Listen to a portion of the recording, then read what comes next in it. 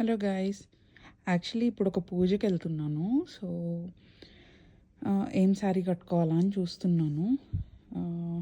ఇవాళ ఏం శారీ కట్టుకుంటున్నానో చూపిస్తాను.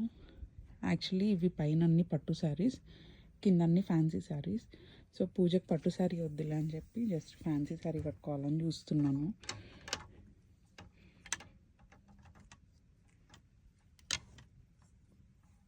ఈ శారీ కట్టుకుందాం అనుకున్నాను.